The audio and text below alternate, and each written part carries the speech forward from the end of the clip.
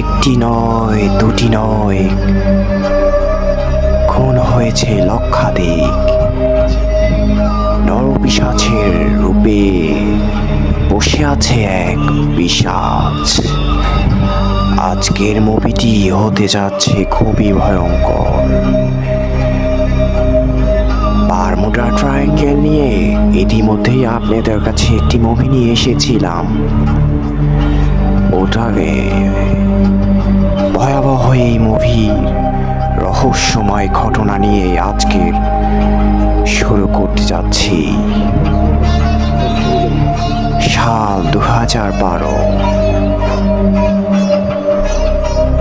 Present টাইমে সে সময় সন্ধ্যার সময়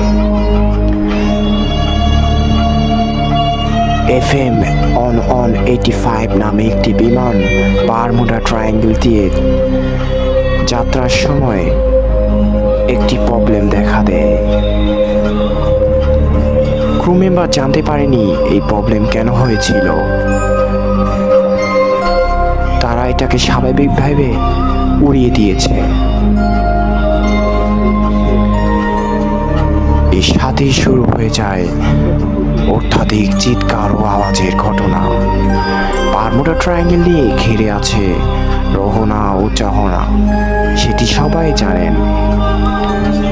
আজ থেকে 30 বছর আগেই 200 জন যাত্রীকে নিয়ে এই বারমুডা ট্রায়াঙ্গেলই পাড়ি দিয়েছে বোয়িং 7789.2 এর বিমানটি। আজও জানা যায়নি সেই রহস্য।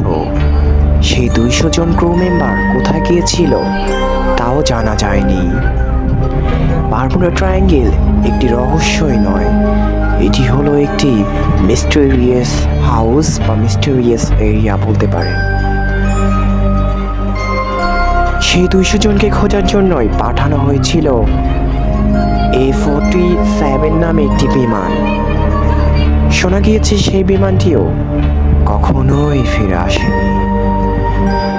বারমুডা ট্রায়াঙ্গেল নিয়েই এত রহস্য উদ্ঘাটন করার জন্য